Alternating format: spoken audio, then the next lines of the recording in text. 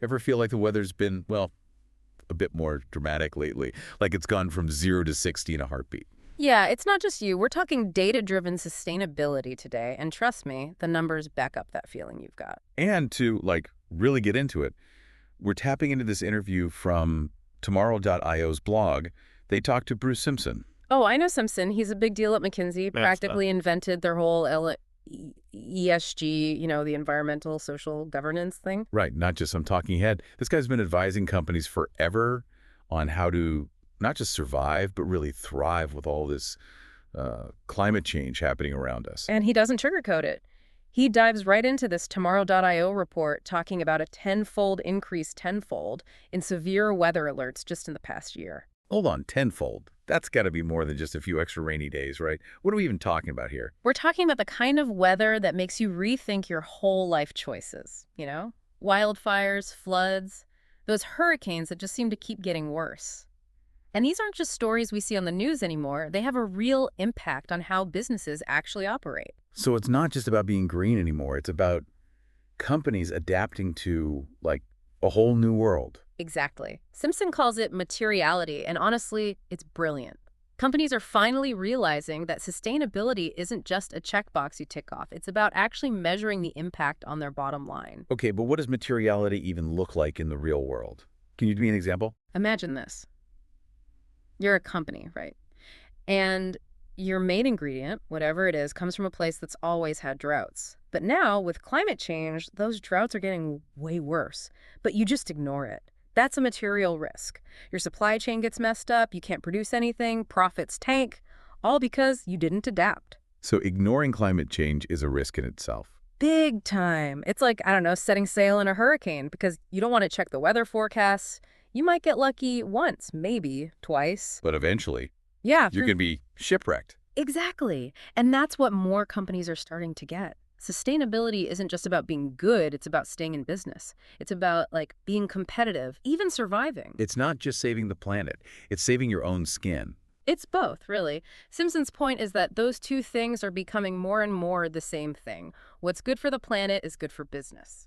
Okay? So how does that actually work? What's the business advantage here? Well, one of the big things Simpson talks about is this shift from just reacting to stuff to being proactive. And that's where Tomorrow.io comes in with their whole predictive weather intelligence thing. All right, let's talk about that. What is predictive weather intelligence? Is it like a superpowered weather app? It's way more than that. Think of it this way.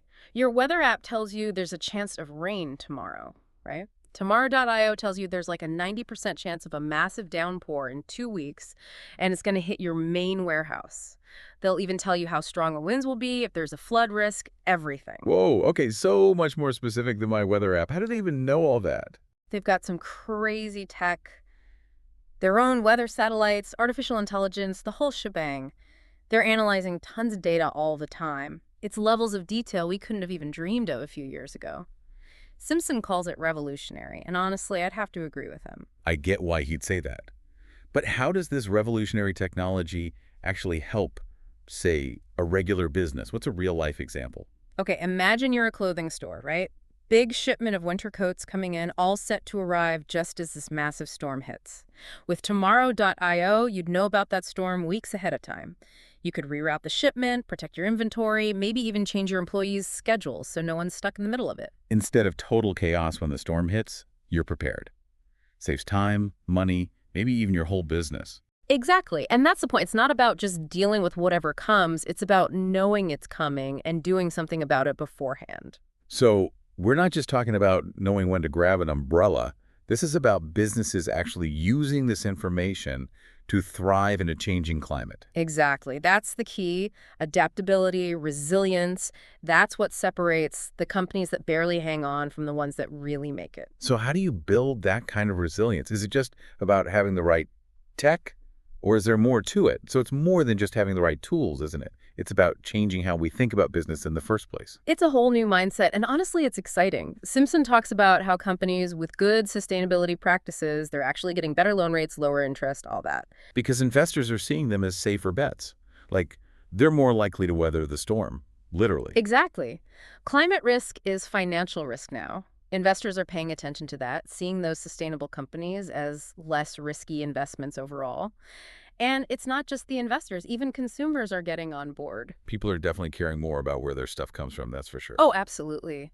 Simpson even mentioned some research that shows products marketed as sustainable are seeing like double the growth compared to the regular stuff.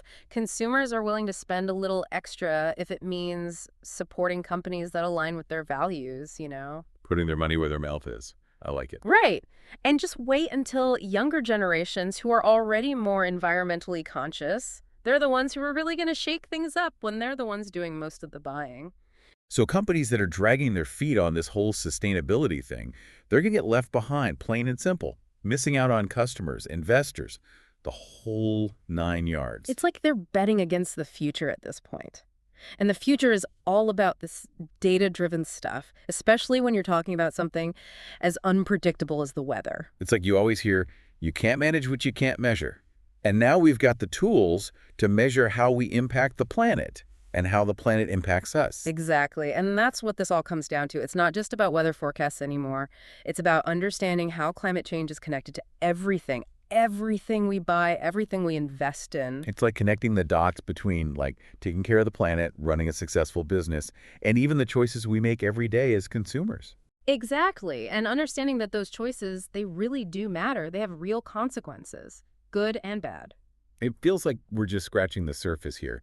What other areas do you see this kind of data-driven thinking being useful for? Honestly, the possibilities are kind of mind-blowing when you think about it. Like agriculture. Farmers could use this stuff to figure out the best times to plant and harvest, save water, all of that. Or urban planning. Cities could be better prepared for disasters, reduce the impact of heat waves. Heck, even something as simple as planning a concert that could all be revolutionized. Wow, it's like a chain reaction. So many possibilities once you start thinking this way, using data to make smarter choices at every level, from a single business to whole industries. Exactly. It's all about building a better, stronger future, one data point at a time. It's amazing how much ground we've covered just by following this one thread of data. And it really highlights how much potential there is to use this kind of information for good. It's not just about like crunching numbers in a vacuum. It's about using those numbers to create real positive change. Exactly. And the exciting thing is, this is just the beginning. As more companies start to embrace this data-driven approach to sustainability, we're going to see even more innovative solutions and positive impact. Yes, what I love about this whole field. It's not about predicting the future, it's about creating it. Absolutely. And it's a future where hopefully we can all thrive, not just survive. Well said. This deep dive has been a whirlwind of insights, from those eye-opening stats about extreme weather to that whole concept of materiality and how it's changing the game for businesses. And don't forget the power of predictive weather intelligence. Who knew data could be so? Well, cool. Right. But it's not just about the tech. It's about what we do with it. It's about understanding the challenges, but also embracing the opportunities that come with this whole data-driven world. Couldn't have said it better myself. So to everyone listening, we hope this deep dive has sparked some ideas, maybe even inspired you to look at data in a whole new light. Because at the end of the day, knowledge is power. And the more we know, the better equipped we are to build a brighter, more sustainable future. And on that note, we'll sign off for today. Keep those brains buzzing, folks, and we'll catch you on the flip side.